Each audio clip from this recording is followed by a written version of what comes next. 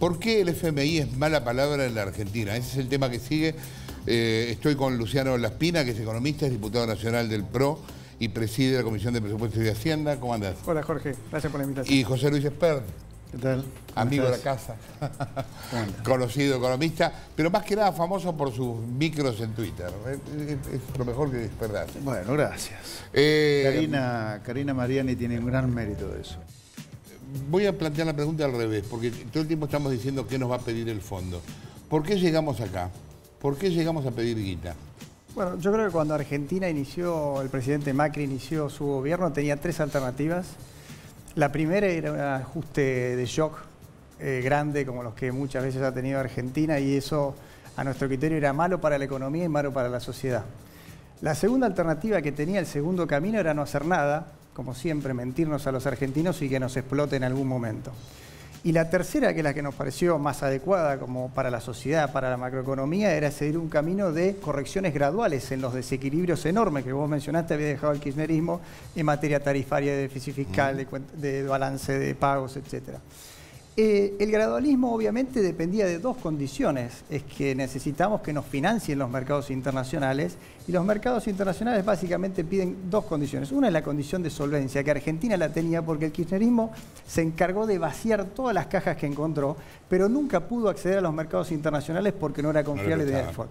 Con lo cual Argentina tenía una baja exposición de deuda, y esa es una gran diferencia con el caso de Serbia.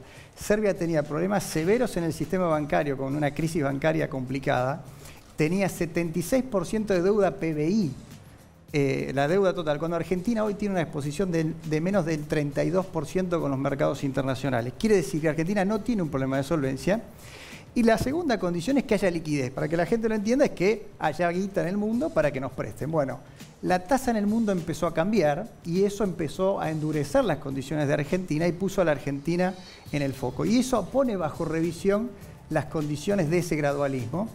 Y la decisión que tomó el presidente Macri, que a mi juicio es la más adecuada, es resolver ese problema de liquidez con el Fondo Monetario Internacional, que como le preguntaste a Christine Lagarde, fue creado para ayudar en condiciones de iliquidez, de balance de pagos y fiscales a los países en dificultades.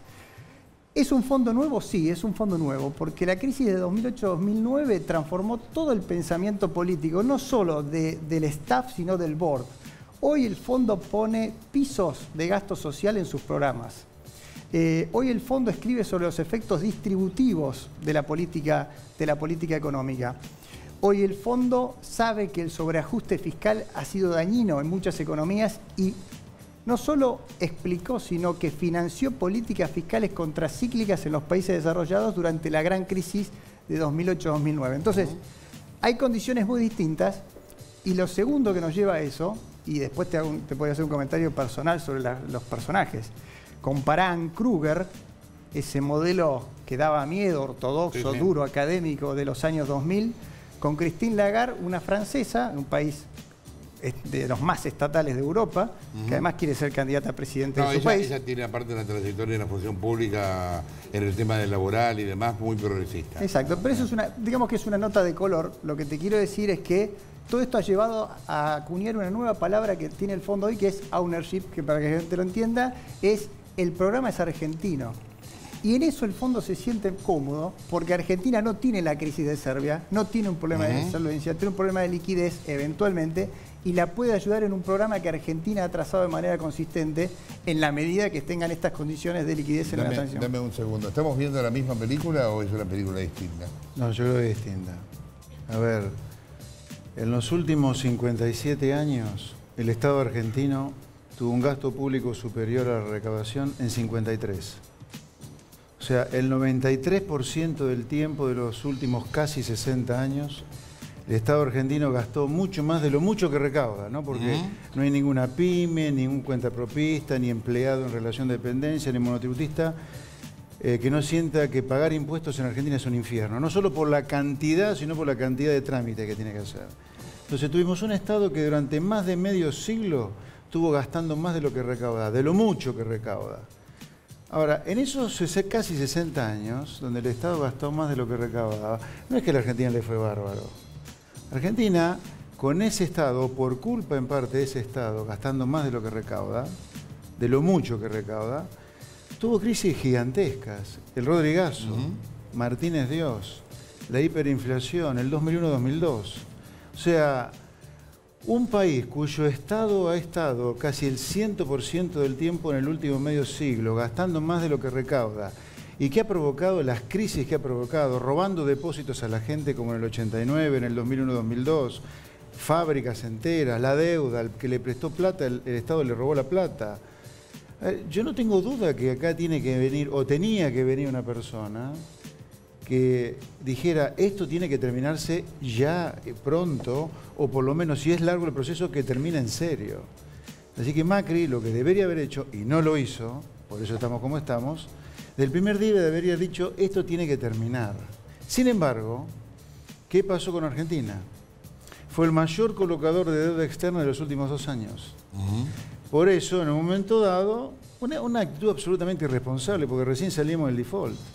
Por eso terminamos, apenas afuera hubo un viento en contra, en las manos del fondo. Terminar con el Fondo Monetario hoy es irnos a la B. No hay ningún país que tenga un stand-by o gestione stand-by que le vaya bárbaro. O sea, acá hay otra cosa. Los argentinos somos especialistas en no hacernos cargo nunca de nada. Si terminamos en el fondo, no lo usemos como chivo expiatorio de no haber hecho las cosas que teníamos que hacer y que el gobierno debería haber hecho. No nos estamos preguntando cómo llegamos ahí. Pero por supuesto, no hay ningún país que pida un stand-by al cual le va bárbaro. No. Todos los países que terminan pidiendo un stand-by, que es el préstamo que el 70% del tiempo Argentina ha pedido en el fondo en los últimos 60 años, es porque vos estás mal. Entonces, no lo pongamos al fondo ahora, la culpa de que las correcciones vamos a tener que hacer. Pero acá hay un tema central. El gobierno de Cambiemos no hizo honor hasta ahora, en este tema que estamos hablando, a su eslogan, Cambiemos.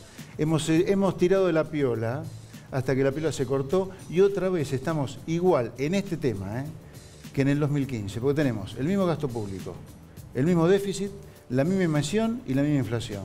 Entonces, por eso terminamos en el fondo. Para ver si con el fondo podemos hacer lo que el país debería haber hecho. Gracias a los dos. Por nada.